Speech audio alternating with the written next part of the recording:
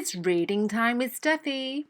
Today's book is The Most Magnificent Thing, written by Ashley Spires. Please subscribe to my channel as I'm adding a new book each week. And if you like this video, please give it a like. This is a regular girl and her best friend in the whole wide world. They do all kinds of things together. They race, they eat, they explore, they relax. She makes things, he unmakes things. One day, the girl has a wonderful idea. She is going to make the most magnificent thing. She knows just how it will look. She knows just how it will work. All she has to do is make it.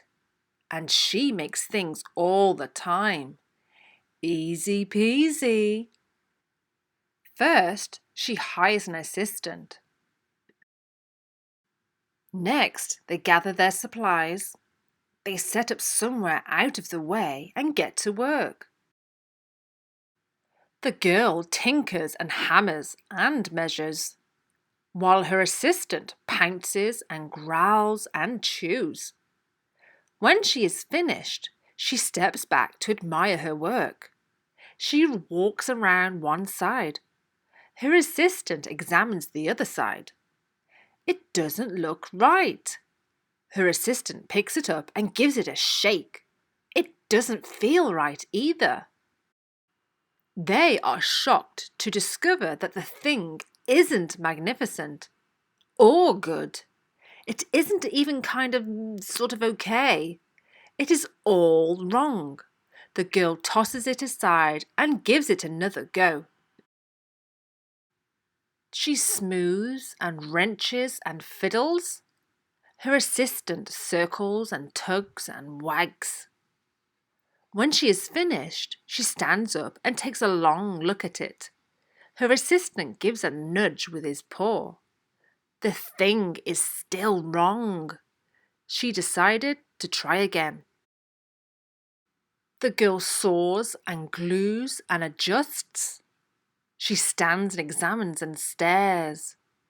She twists and tweaks and fastens. She fixes and straightens and studies. She tries all different ways to make it better. She makes it square. She makes it round. She gives it legs. She adds antennae. She makes it fuzzy. She makes it long, short, rough, smooth, big, small. One even smells of stinky cheese, but none of them were magnificent. Her hard work attracts a few admirers, but they don't understand. They can't see the magnificent thing that she has in her mind. She gets mad.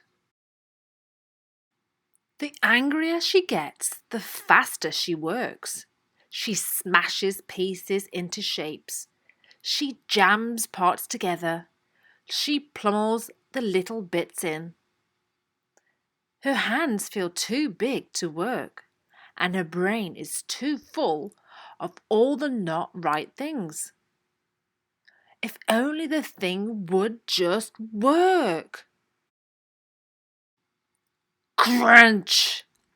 The pain starts in her finger. It rushes up to her brain, and she explodes. It is not her finest moment. I'm no good at this. I quit. Her assistant suggests a walk.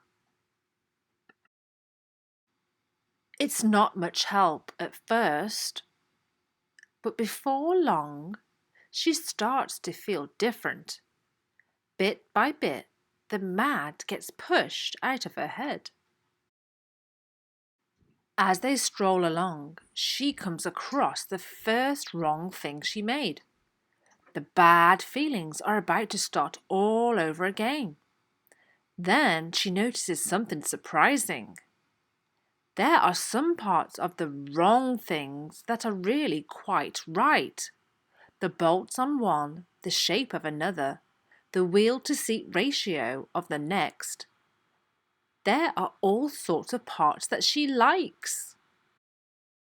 By the time she reaches the end of the trail, she finally knows how to make the thing magnificent.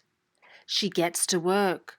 She works carefully and slowly, tinkering, hammering, twisting, fiddling, gluing, painting. Her assistants make sure that there are no distractions. This is the perfect thing to ward off bears. This will stop the leak. This one's all wet. The afternoon fades into evening. Finally, she finishes. She alerts her assistant. The pair take a good long look. It leans a little to the left, and it's a bit heavier than expected. The colour could use a bit of work too, but it's just what she wanted. They climbed aboard and take it for a spin. They are not disappointed. It really is the most magnificent thing. The end.